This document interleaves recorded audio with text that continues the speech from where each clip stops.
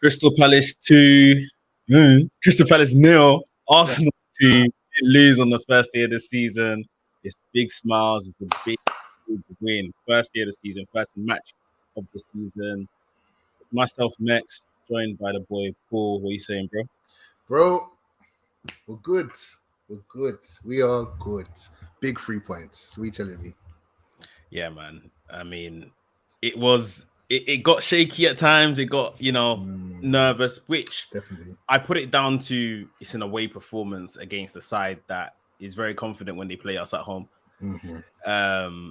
But yeah, man, like it's the labor, it's the fruit of the labor of everything that we've seen in preseason. 100%. 100%. I think I'm happy for the team because it would have been I think they would have been very disheartening. I know Arteta came out in the pre-match speaking to Gary and Carragher saying, we put preseason at the back of our minds. But I think it would be very reassuring that the preseason form wasn't for anything, for nothing, sorry. They came out, they executed.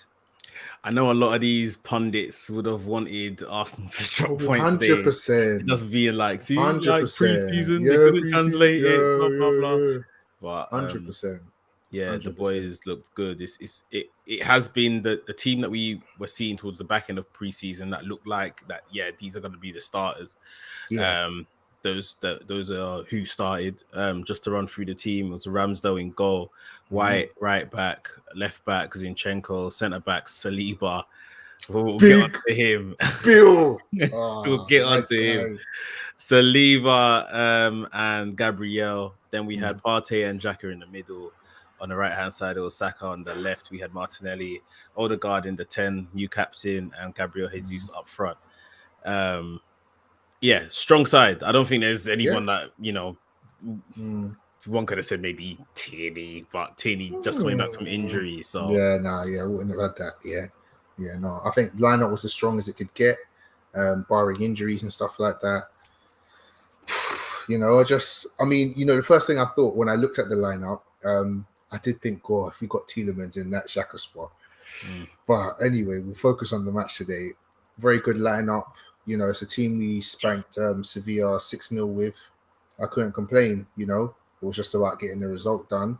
Where do you want to start, bro? Who impressed you? Let's just go through the moments, like 3 minutes in, and Gabriel Jesus came with that mazy run, and the ball fell to Martinelli, and he put it wide, and I just said, my guy, not today. Like that one, I don't know why he went with his left. Like he came to his left, but he had time, enough time to go on his right. He had time to open up his body, slot it, and I've clocked when he kind of gets that snapshot on his left, I don't know, his body positioning, everything is just out of whack. Yeah. But he had time to open up his body and just slot that wherever he wanted to. But, Jesus' mazy run, I feel like he had so many instances of that throughout the game where he's dribbling past one or two.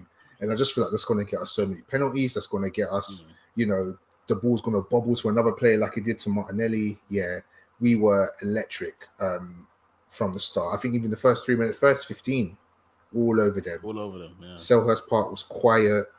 They couldn't get out their half. They're just kicking the ball long. Couldn't complain. The interplay was great. We were pressing high. Xhaka was the furthest player forward sometimes. I couldn't believe what I was seeing. Honestly, it was brilliant stuff. It was a shame we couldn't get that goal in the first 15 as I thought was hoping that we would because of the pressure. And then the doubt starts to creep in, Arsenal, one stupid Zaha shot or penalty or something. And then, but now we did well. We got the Martinelli goal. Yeah. So in the opening moments, the attacking the front line, I was very impressed by the pressing.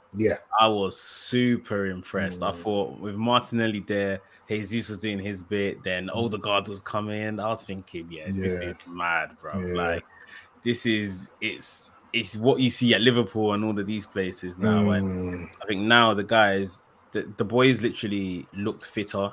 They looked very fit. They obviously there was long periods in that second half, especially where we never had the ball.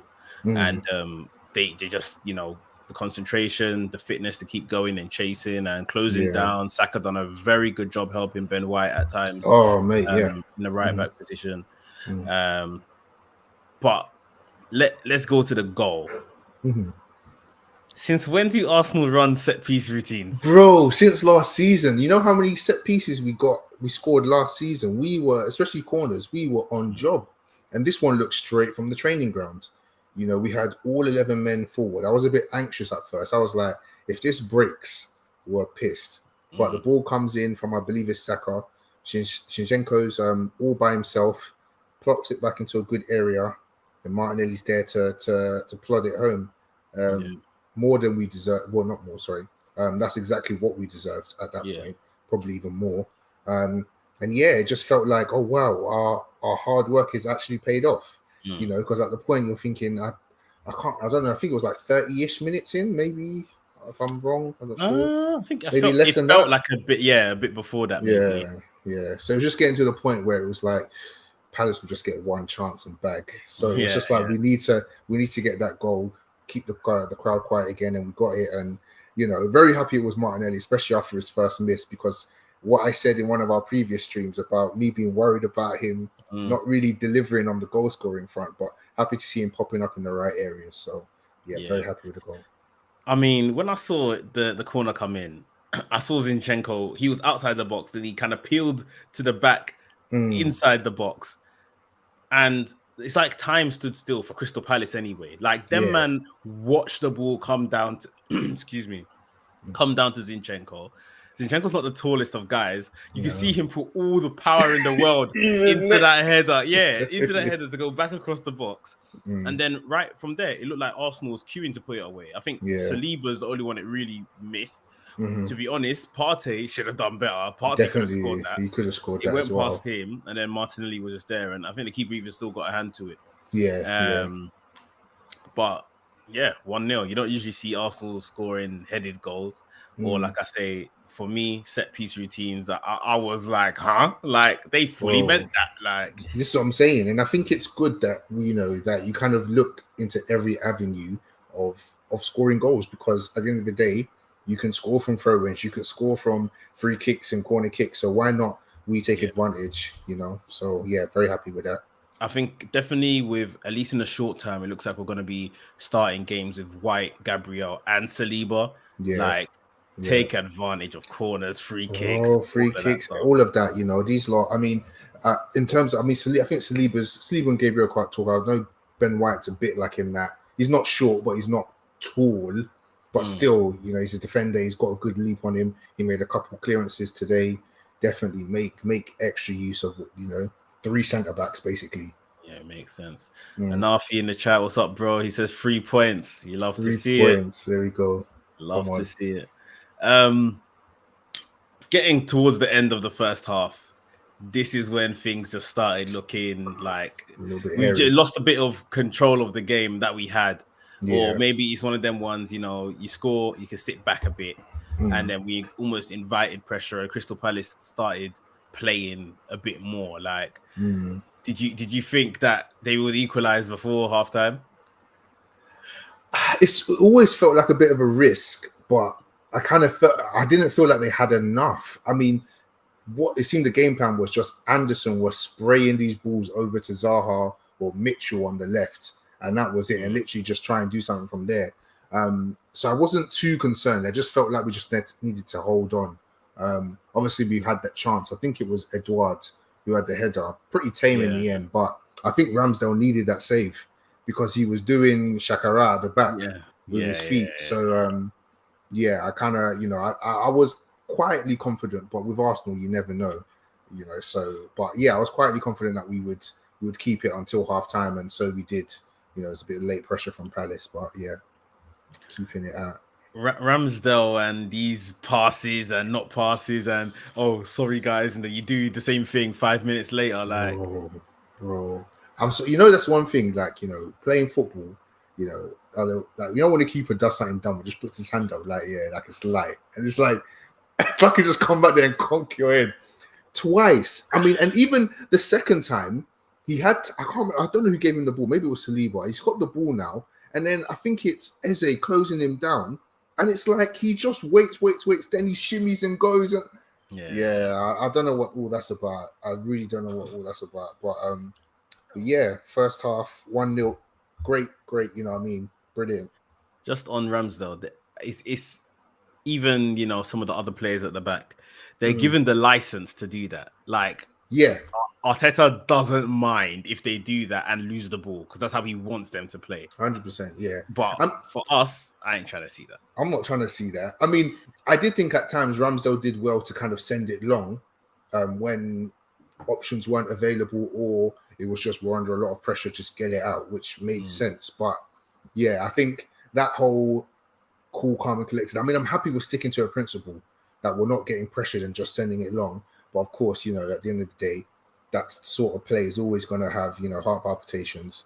Because, I mean, the first one, when he kicked it into, maybe it was Eduard, I could have easily just gone straight back into the goal. Yeah, it just went like through, it hit his legs or like went through his legs or something like that. Yeah. But yeah, halftime, we went in 1-0 up. Yeah. Second half starts. Pretty much the same when the second half started in terms of Crystal Palace were on top for pretty much a long time into that. Yeah. Wait, did Xhaka get that yellow card in the first half or the second half? I think it was the first half.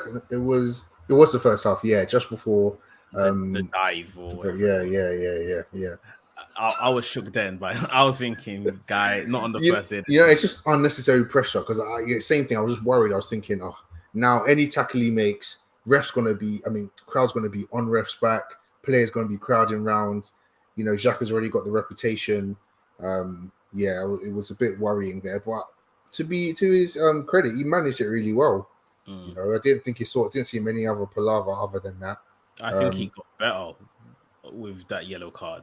Like he actually knew he had to play football now. Like, so yeah, it was good to see him kind of manage the situation better than what we've seen in previous times or what we know he's capable of. But yeah, once we got into the second half, like this is what I'm watching for long periods, and I'm thinking, it's a matter of time right now. Like, I don't know. You know what? It's like I felt there was pressure, but when I kept thinking, it's going to come, I couldn't see where it was going to come for them. Although we were under pressure and the ball was recycling and stuff like that.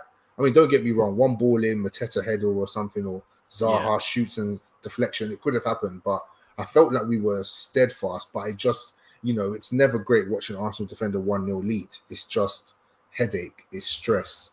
But yeah, we did really well. I think there was like a 10-15 minute spell towards the end of the game, and we were just under the cosh. The ball was going back out, it was coming straight back in. I think even Ben White got a yellow card for tugging on Zaha. I was anxious there again now, saying one step over and it's long. But like you said earlier, Saka did really well, doubling up and coming back and providing support, which was really important. And I mean, overall, I think Ben White did quite well at right back. I think he had Zaha pretty calmish in the first half, and it's clear we're not using him as like a traditional right back in terms of bombarding the up and down the flanks. But it was good. I mean, you say you didn't know where the goal would come from, but I literally was waiting for Zaha to pop up as he does, as we've seen him do before. Yeah, definitely. There was times where he was coming, he was chopping it in, chopping out, chopping in, chopping out, like step overs, like, and then all you just see, like, he goes to take a shot or tee it off to Eze, and Eze goes to take the shot, but then you just see, last minute block by Saliba or something like that. Like, it was getting very tiring watching this. No, come on, guys. Definitely. I mean, even that Eze chance, Zaha plays him through. I think the ball breaks down in play, and then we got Odegaard at right back. Zaha plays it right behind him, and really and truly, if that was Martinelli or Saka, I'm thinking goal. I was thinking he's going to slide just right past Ramsdale, but to his credit, Ramsdale turns out with a big save, massive save. Even though I guess it was a poor finish, a save is a save at the end of the day. And if that's 1-1 at that point, Selhurst Park gets up on their feet. It could be a bit of a different second half, but big save there. It's like I'm just getting exhausted again thinking about that second half. I see it. Yeah. Big up Ola in the chat. Ola says interesting game for Arsenal. Mm. That's a compliment coming from a Man United fan, so we'll take it. It's a backwards compliment. Yeah. And then we're getting towards now when what's his face? Saka. Saka takes the ball down the right-hand side. I mean, I didn't see a replay of this. Okay. I missed the replay. Like, it's taken a deflection and gone in, right? He didn't get credit. Yes. No, it's no goal. He gets credited with the assist or whatever. I don't even know if that happens. But yeah, so he's coming on his right and he's just fired it across. And Gay's put his head down like this, maybe to try and clear it. Deflection has gone in the far corner. Game done. So brother, it was just, you know, when that went in, I just went, yeah, you know, literally the same off. But you know what? I've got to give. I mean, actually, first or last, how did you feel about Arteta's lack of subs, or you know, his timing of the subs? This is again something that, as fans in general, we've all spoken about, because it's how are you going to manage this team? Yeah, this is the thing. Like, we have to use these subs. I would have liked to see them earlier, but Arteta may argue, he would have liked to see us have more control before he starts, you know, rearranging the setup he's made and stuff like that. Furthermore, we saw what their man on the bench have been doing in preseason. So I can't say I don't blame Arteta for not wanting to, you know, make wholesale changes. So again, like I said, after Saka, that ball hit the back of the net, I said yes, 3 points, and I walked out the room. So I didn't even see, like, maybe the last however long it was, 5, 6, 7 minutes of this match. Okay. I know Nketiah was brought on before, along with Kieran Tierney was brought on before. After the goal, did anyone else get subbed on? Sambi came on for like 50 seconds for Erdegaard. Okay. Yeah, so that's about it. Yeah. So he used 3 out of the 5 subs. Yeah. Which I guess is fine. You don't have to use all 5. No, of course not. I mean, my issue is more just I felt like when we were under the cosh, he did it eventually when the pressure really ramped up. But sometimes I feel like, you know, okay, maybe just switch it up a little bit. Maybe get some more legs up top. You know, like I said, I would have bring on Eddie a little bit earlier to kind of hold up, to stretch the game, send him long and stuff, because Jesus had run himself into the ground a little bit. And it's just, I think it's just a bit, it's very anxiety provoking when you're under the cosh, and then it's like you're not making any subs. I know, of course, I'm not no manager. I don't understand the ins and outs to the level they do, but you kind of feel like you need to do something because your team is not coping with the pressure. And as soon as Tierney and Eddie came on, literally that's what led to the second goal. I think the ball falls to Eddie. He plays it back to Xhaka. We do a little nice 1-2 quick football. Balls out to Saka on the right, and then the goal. So you think it was just like fresh legs or like fresh ideas? I think sometimes just fresh legs, fresh ideas. I think sometimes, you know, even, you know, from playing football, when you get a sub come on, they can kind of invigorate the team. You know, their energy kind of gives you energy and stuff like that. I think it was even the ball went long by Ramsdale. Tierney wins a header, and he's literally left wing, and he heads it down, and then, you know, the goal comes from there, if I remember correctly. So, yeah, I mean, of course, it worked out this time, but I just think sometimes, I mean, I would assume that if we were in maybe it was 1-1, maybe he would have looked to the bench for more attacking options. I guess it was, you know, what was on the bench. I don't even think Maitland-Niles was on the bench, because I was thinking, I would have maybe put him on for Ben White, maybe just because Zaha was getting active, and maybe just someone who's not on the yellow, you know. But Maitland-Niles went on the bench, which was a bit of a talking point, but say less. You know what I mean? But other than that, we got the second goal, and I was just relaxed, saw it out, and clean sheet as well. You know, I think that's huge as well, especially coming back from this time last year. It was 2-0 to Brentford. So hey. So really promoted Brentford as well, bro. Man, like Canos and Janssen and them. First day of the season, new stadium as well. Yeah, God, yeah, we held it big time then. But yeah, bruv. Boy, 2-0 to Arsenal away from home. That's the kind of stuff we want to be hearing. Strong away from home performances, and they're not always going to look brilliant on the eye. Like, that's it. Probably for the best part of 65 minutes of this game as a whole, we didn't look. We were on the defensive. It's not like we looked bad, because in defense we looked good, but we were just without the ball. We were in the defensive. It was 30 minutes, just maybe 15 minutes at the beginning, 15 minutes at the end. We played well enough also to take the game away from them, and walked out with 3 points. So it's proper good. Everyone that's watching live, we appreciate you guys. Hit the like button, please. Hit the subscribe button if you haven't. Let's get into some individual performances. Lovely. We have to start with Saliba. Oh, bro. Man like William van Dijk, bro. Big build. Oh my, I kept waiting for the mistake. Not in a bad way, but just like, he's not going to have a perfect game. He's going to and I'm not even talking about he played a couple passes that didn't meet their mark and stuff, but outside of that, which is going to happen for centre backs, this guy had an A1 game. Everything, his composure on the ball. He does this thing I'm realizing where someone's coming to pressure him. He just drops the shoulder, quick burst of pace. He's got a bit of space now, plays the pass off. Yeah. He runs that so calm. He's taken so many last-ditch tackles. Even there was a dumb foul the ref gave against Zaha because Partey went in. But Saliba, after made the tackle, he was smooth as silk today.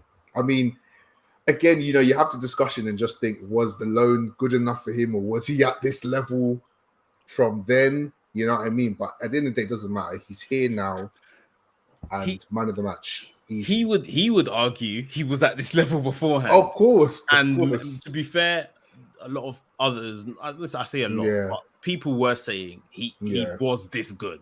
Yeah. Hence why we signed him in the first place. Yeah. 30 million 3 years ago for what was he then? 18 or 17, even something like that. He must have had some amount of talent like this on show that many years ago. Yeah. So listen, I said last time we spoke, last week or 2 weeks ago, that I don't want to overhype it, but I see Van Dijk in this guy. Like, stature-wise, he's not as tall, I don't think. But, he's probably not as quick either. But there's a lot of Van Dijk that I see in Saliba. And I want him to be his own man. I don't want to put that pressure. Yeah, 100%. But 100%. This then comes back to my other point that we were saying last time as well. Like, for him, this could just be one big advert, bruv. Because right now, if we do not keep up with him, no. I mean, no, definitely. If he continues in this trajectory, and he's like this, done out, bro. And Saliba's already in the sky, he's saying, "Big man, you lot are not on my level," Yeah. I think, I you put that in my head now. Now I'm anxious, but I mean, outside of that. Yeah, like he looks like he doesn't even do too much talking. It's like there's not a lot of emotion in his body language and his face. He's just calm. He's not even too aggy when he gets fouled and stuff like that. He looks like he's straight business. And I just hope it continues, because if this was at home, I would have said, it would have been interesting to see him in like an away atmosphere, as if this guy doesn't play the away games before. But you know what I mean? It's the Prem, it's different, blah, blah, blah. He's gone to a really bubbly, loud stadium, what's Crystal Palace? Southeast or Southwest? Selhurst, Crystal Palace, South London, South London. You know what I mean? Like it's a bit rowdy down there. You get me? You know what I mean? Like, and he's handled it like say it was a training fixture. Zaha no joy, Edouard no joy, Mateta no joy. He was under Eze no joy. This guy was cleaning up. Flipping Gabriel was giving me no joy, and Saliba was cleaning up after him. Gabriel I don't know. Like I tweeted in the game, I don't know if it's the hairline or what, but my man needs to he's just dropping too easily. He looks his body's doing too much, like moving the ball around. But yeah, honestly, that was a man of the match performance, and I think it's just only up from here for Saliba. right now, Ben White just better just learn to love that right back role, you know what I mean, and keep Cedric out. That would be my thought. Ben White got to learn how to keep out Cedric or Tomiyasu if he wants to be starting, that is. Because he's lost centre back. I'll tell you that for facts now. Like, and on the other side, Gabriel has only got centre back right now because he's left-footed. Yeah. We sign another left-footed centre back. Gabriel might have to start thinking, boy, bucking up his ideas, because big time. Tonight, I didn't see someone that you would imagine should be controlling the back four. Yeah, definitely. He didn't put on that kind of performance. He got better, I would say, in the second half. Yeah. But there were just some things in the first half I was seeing, and like I was gasp, and then all of a sudden Saliba's there to just clean it up like effortlessly, while Gabriel's here doing spinneroonie on the ground and stuff. That same came in my head, bro. 100%. Man was God bless him, honestly, because it could have been stuff that happened in the first half. It could have been all on Gabriel, but Saliba had his back. Saliba was just protecting the thing. So and that's the way, like we said, it's away at Crystal Palace. We're gonna have easier games, home games, and he's just gonna be dossing around. He's what they, as they say, a Rolls Royce of a defender.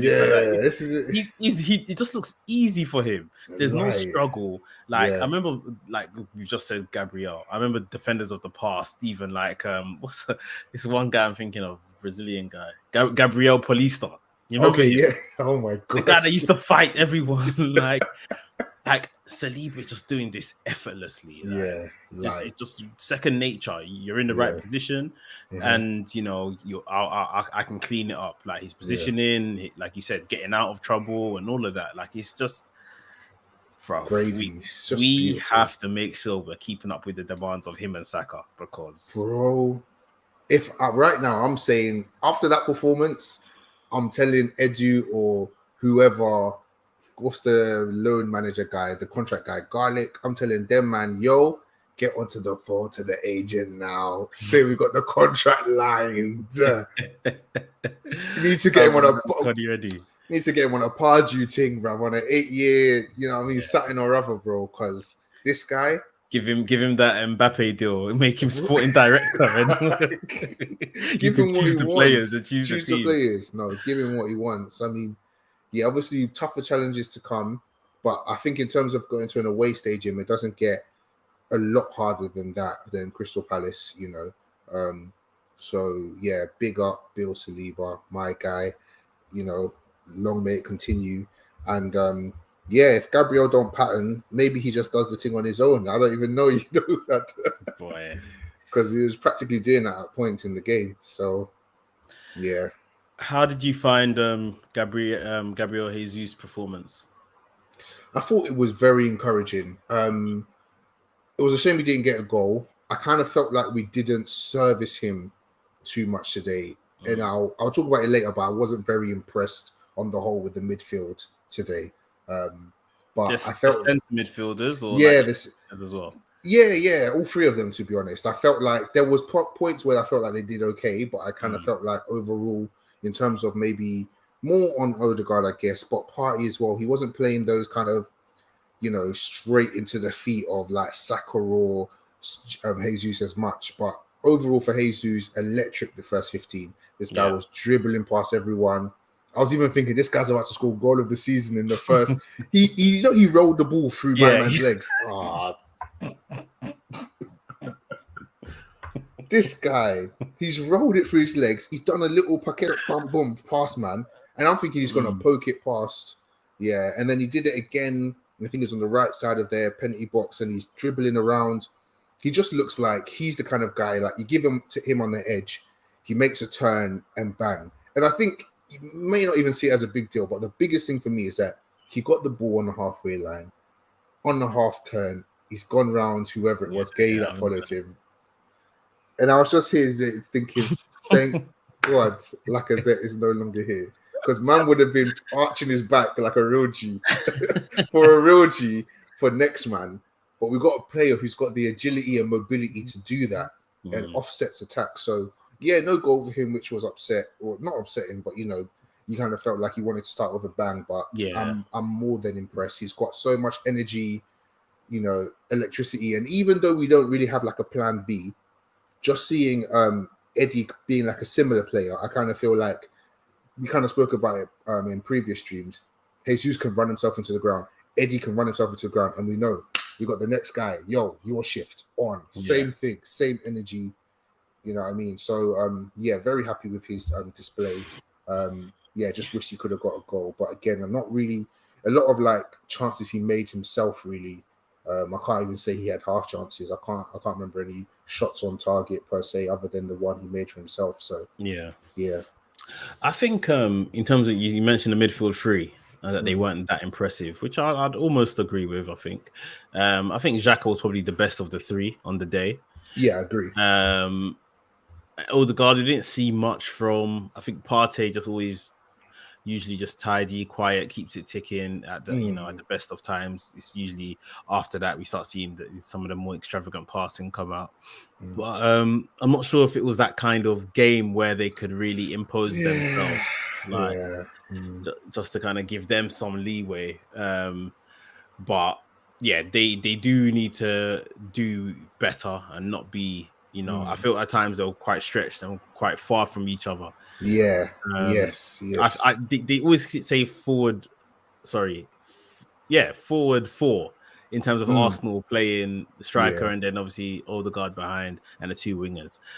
Maybe Odegaard needs to stop taking that kind of so literally and remember he is part of the midfield as opposed to. I kind of feel like at points it was just Xhaka and Partey kind of, I won't say mopping up, but just in the midfield. I kind of saw Odegaard almost in like second striker positions and he kind of felt like a second striker or an attacking midfield, like back in the day, like the luxury 10, where we don't really have that right now. I would even say Odegaard's more of although he's a 10, you'd say he's like attacking 8.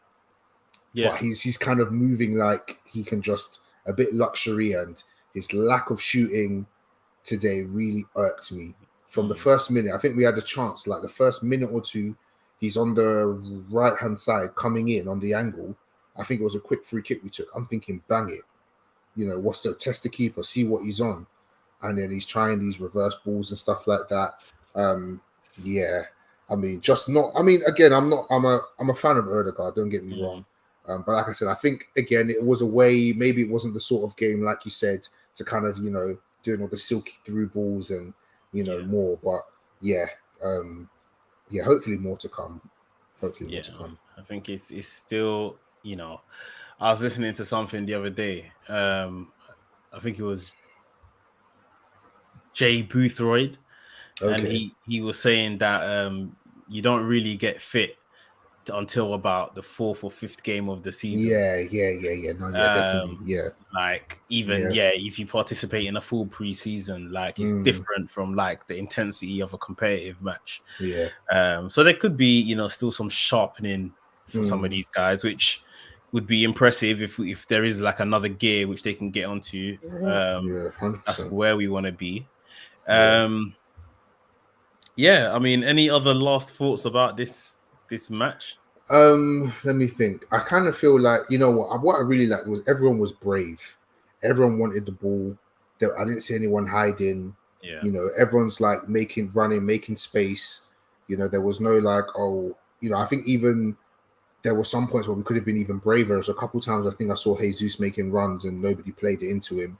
But again, I think that's, still more learning, still being more brave, possibly even playing away from home.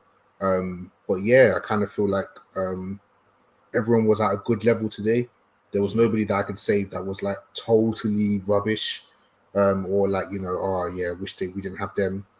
I mean, I just have to bring up that, I just love the fact that we don't talk about Xhaka like we used to. And I don't think people deep it. Like, this guy used to be the bane of our lives every match. But I think the role has changed. Like, he doesn't seem so integral. Even though he's there, he just feels like a part of the team now. He doesn't feel like the hub anymore. Partey's there, Odegaard's there. He's just another player who's good with the ball at his feet, reliable, keeps the ball ticking. And I love that. And if we could upgrade on him and still keep him, that would be even better. But yeah, I just think it was a great performance. Good solid defensive performance. Clean sheet is always great. And we go on to Leicester. And we go on to Leicester. When are we playing Leicester? I think it's next Saturday. Yeah, next Saturday. First Away. home game. No, Oh, first home game of the season. Yeah, so that shouldn't be too bad. It shouldn't be too bad. Yeah, they may be wanting to sort out the Tielemans deal after that. Bro, yeah, definitely. I'm hoping Tielemans will play a couple reverse balls into Jesus' feet just to warm up. You know what I mean? Get used to his new number 9. Yeah, definitely. Yeah, we could definitely do a Tielemans in there, man. 100%. That would be good. Just on that front, we still got like another 25 odd days to the end of the transfer window. Yeah, there's a lot of time. I think a lot of talk from fans is still, a centre mid, a wide forward of some type, a striker. People are saying striker wise, we maybe need more of the traditional number 9, tall and aerial ability, and just as a plan B behind Jesus and Nketiah. And someone said that we should enter the loan market, and if you can find someone that fits that bill in the loan market, you don't have to necessarily buy them, because they are just a plan B sort of thing. Yeah. What's your thoughts on, if we are to get another striker, the type of striker we should get? I think definitely it's got to be someone different from the mold of Nketiah and Jesus. There's no point going out getting another. I don't even want to say short, but someone who's just very zippy and technically good, more or less. You need someone who's just bringing something a bit different. Someone who can actually switch up the way we play, make defenders think. Because my worry is that I kind of feel like once people see how we play, it might be quite easy to figure us out in terms of going up top. So I'd love to see us get like a bigger man. It doesn't have to be no 6'5" guy, just someone who's 6'1", 6'2", someone who at least their game is like, because I don't think Drogba was excessively tall, for example. You know what I mean? But just someone whose game is a bit different, who's maybe draw more defenders to him, bring more people in play and stuff like that. So in terms of that, I'm alone. I don't know. I kind of feel like Arteta wouldn't go for a loan. I kind of feel like he'd want someone who's in the project. He wouldn't want to bring someone in just to kind of like infiltrate and then go away a little bit. I hear you. Yeah, I think we're kind of away from that, unless like a phenomenal player or a phenomenal deal came about. But I mean, the player could be like a young ball playing guy, but just has aerial ability. That's true. I mean, I know West Ham, I think they signed that Samaka guy, didn't they? Yeah. So 30 million. 30 million. Yeah. So someone of his mold would be great. And I kind of feel like we can, because we do have Eddie and Jesus, I don't feel like we need to go for someone. Who was the guy we'll link with, like Isak or all these guys that were saying 75 million? We could go for someone similar to Samaka in terms of he's known, but he's not demanding that sort of crazy fee just yet. I mean, we did it for Fabio Vieira, out of nowhere, 35 M's. So I won't be surprised if Arsenal pull something out of the bag. But yeah, I'd definitely be open to having an extra guy up top, because again, I do worry one injury to Jesus or Nketiah, even if it's for like 3 or 4 games, then he's playing 90 minutes all the way, and Arteta's shown he's not really trying to play Pepe or any other player false 9. Obviously, if he was forced into it, maybe a Smith Rowe, maybe a Pepe could do it, but it'll be good just to say, okay, we've got another striker. Maybe he's not ready, but he's got the raw materials, he's got the ability, and he's a bit different. I'd love that, to be honest. Yeah, it seems like Balogun's about to go out on loan. He's gone, bro. He's gone. Oh, is it? Yeah, Stade Remis. Oh, Rennes. Not Rennes. Stade de. Yeah. I'll put it in the Stade de France. Stade de something or something. Yes, that it actually says Stade de France. Oh, are they called Stade de France? No, it's definitely Stade de Rems, REIM. Yeah. Stade de France. Yeah, so they did some somewhere in that country.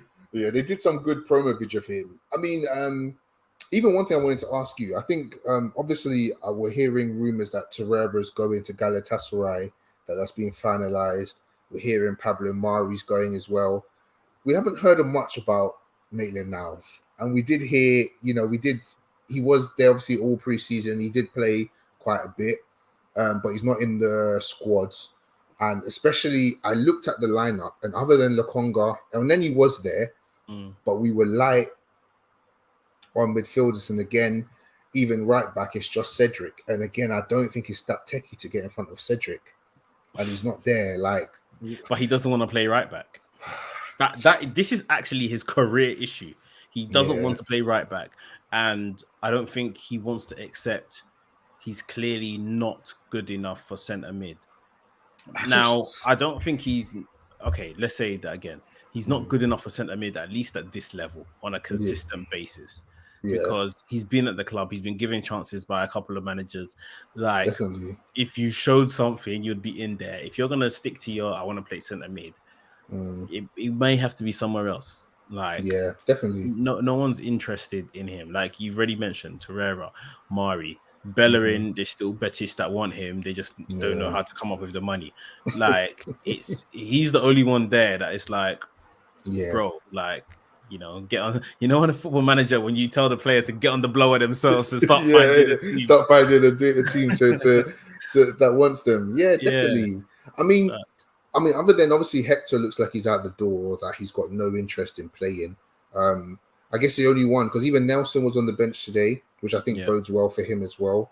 And I think other than that, and just Maitland-Niles really, and seeing what he's saying, I do feel that there's a place for him in the team. But it's just up to him and what he wants for his career. Again, I can't really see him going anywhere in the Prem. I don't know. I was thinking at first maybe Nottingham Forest, but I don't know. Again, maybe like Nottingham Forest can't be looking to stay in the league and be having Maitland-Niles starting in centre. This is just what I'm saying. This is. I just said that. If you're trying to stay in this league, if you're trying to stay in this league, and you want to go and put Maitland-Niles in the center of your midfield as a starting option, no. Yeah. You got to be serious. I mean, I think the best you can hope for, if we're talking permanent moves, is literally a championship team, or unless he wants to go abroad or something like that.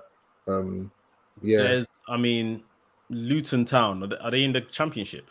Yeah. They almost got promoted. They win the playoffs.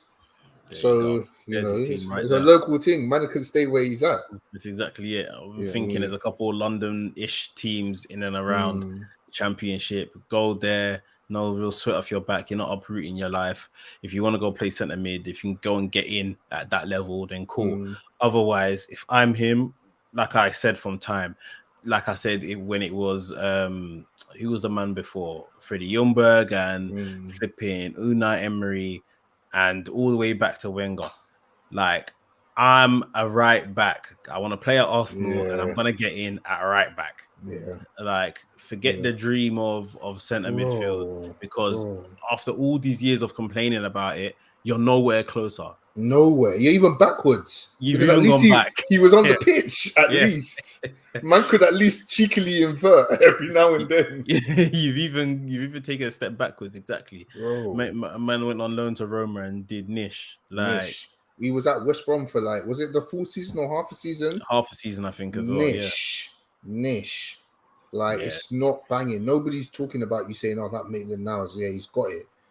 And where maybe when he was younger, I remember that game he played against Man City, Man United. I think we drew 1-1 with them, or we lost 2-1 late, and he bossed it. I mean, other than that, I think what he had when he was younger, he just don't have it enough. He doesn't have the security, even the technical ability. I don't think he has it, So in the midfield anyway. So yeah, I'm just not trying to make it the Maitland-Niles show, but anyway, it's just something I noted because I was thinking, I was very intrigued to see what the subs bench would look like, to see what we're looking at.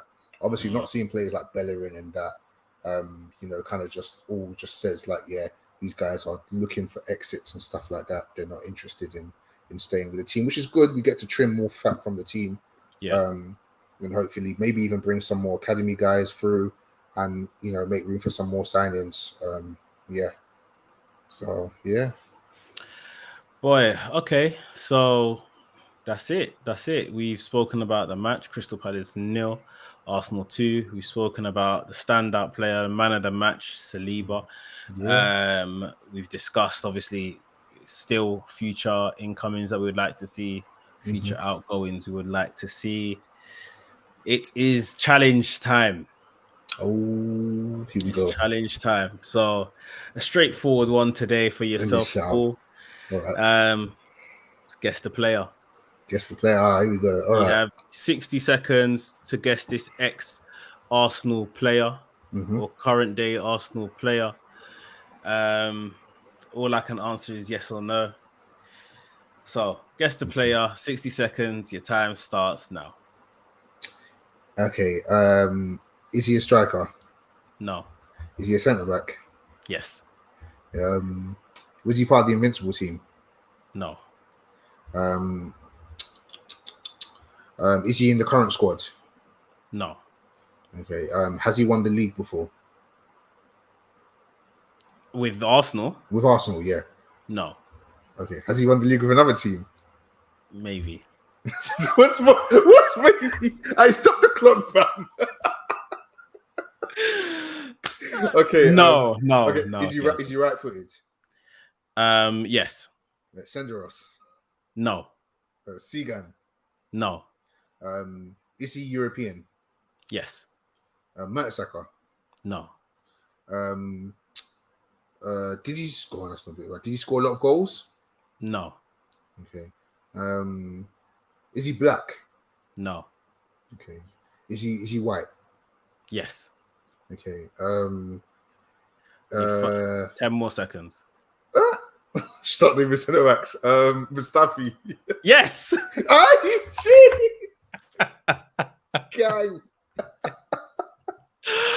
I'll give you 10 more seconds because of the palaver if you won the championship before. I got it. Say maybe. I thought as you won it in Germany, but I thought Shokdran Mustafi, the shocking Mustafi, as I used to call him. Oh man, bro, that was a sad story. You remember when they were doing the whole when he and Koscielny or no, when he signed, we didn't lose a game for 20 games, and we're like, this guy's a second coming, like. Making all of that noise. They make it every year. When Ramsdale came last year, we haven't lost a game that Ramsdale started. Okay. They're gonna lose eventually. Exactly. You know what I mean? Like nonsense stat, bro. Oh gosh, yeah. Yeah, man. Shokdran Mustafi. Okay, big up my guy. Cool. All right then. So we will be back for sure. We wanted to review All or Nothing. Yes. Still to do that. Still to jump into that. But for sure, obviously, like you said earlier, Leicester next weekend. So we'll be back for that maybe beforehand. But yeah, definitely for that one. Any last words, Paul, before we get out of here? We are top of the league. Said we are top of the league. Let's do it, boy. Arsenal. Yeah, man. It feels good. We're top of the league, and it's not by alphabetical. We've actually got the points to back it. Charles, much as we stayed there. Yeah. Oh, wait, are we? No, Bournemouth went top because of the AFC, because they have AFC Bournemouth in it. Yeah, oh my god. Yeah, I think so. I think that's how it goes. Yeah. Pussies. Anyway, we are now top of the league. Yes, indeed. Cool. All right, again, guys. We shall see you next weekend. Like I say, for sure. Look out for maybe a midweek drop as well. Yep. But yeah, next weekend, Arsenal versus Leicester. See you soon.